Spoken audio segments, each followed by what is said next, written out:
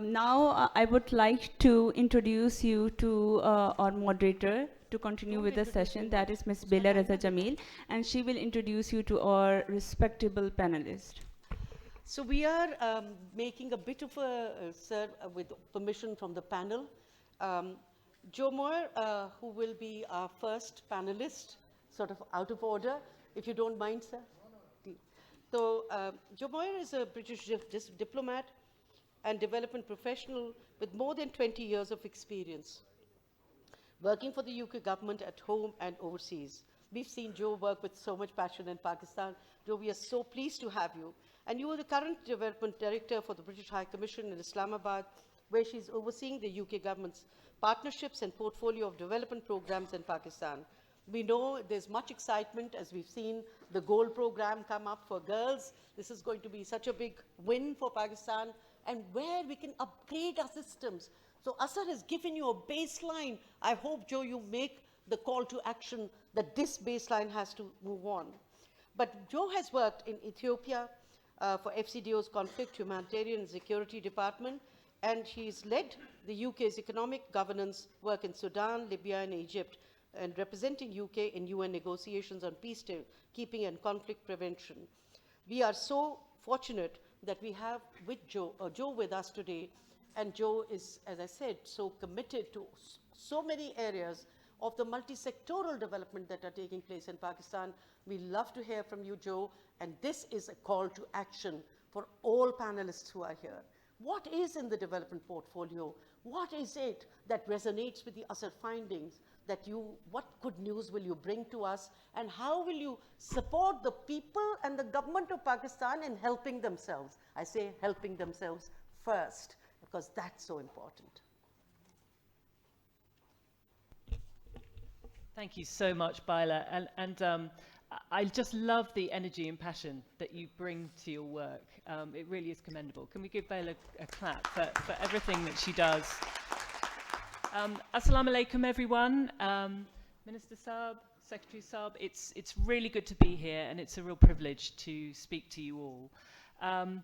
The ASER report is of fundamental importance to improving education in Pakistan, and that's why the UK has been supporting the report since 2012, most recently through our DARE programme, which is the Data and Research in Education programme, and many of you will be partnering with us on that programme.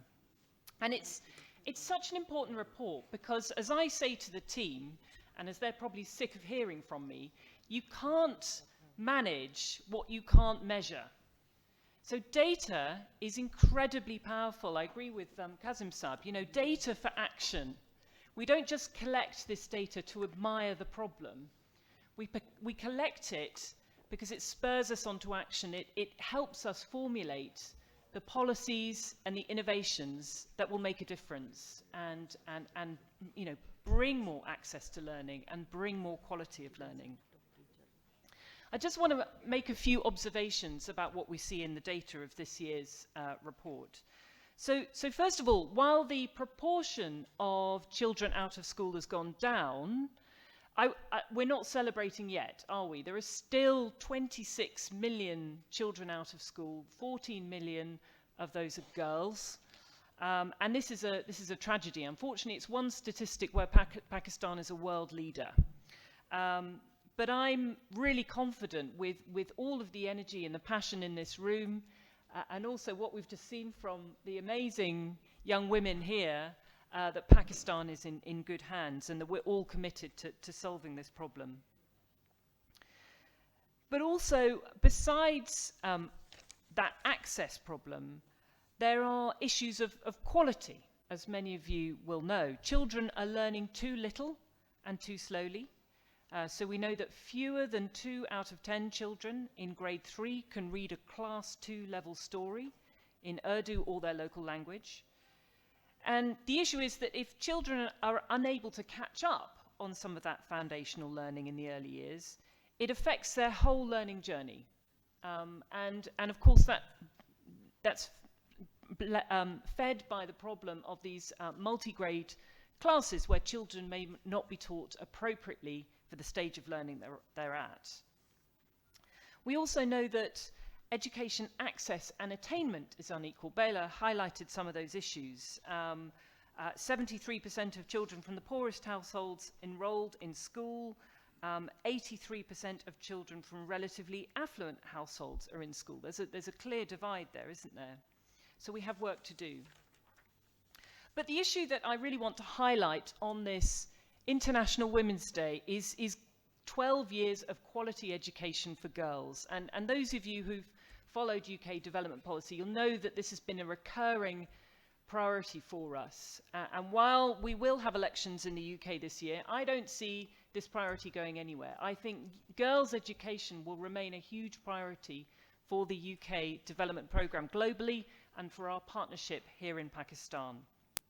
And that's why, as Bela says, we are expanding and really getting going with our new programme goal this year, which is all about access to learning for girls and improving the quality of learning, also for minorities as well.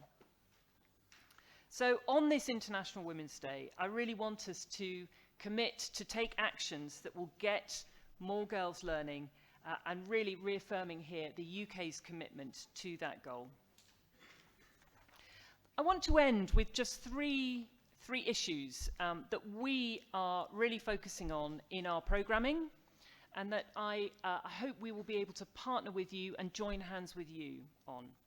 So firstly, as I've already said, education data is an incredibly powerful tool, and we're seeing evidence of that today. So I hope that going forward we can work with all of you on a more in-depth analysis of both the ASER, the ASER, and the NAT, the National Achievement Test, which was shared last week, as many of you will know, because that is what informs targeted interventions to tackle Pakistan's access and learning challenges. And through DARE, our Data and Research for Education programme, we have technical assistance on offer to support government in those areas. Secondly, foundational learning. So that's the acquisition of basic literacy, numeracy, and, let's not forget, socio-emotional skills. It's the essential building block needed to make progress in school and move on to attain those higher order skills and really reap the rewards of education.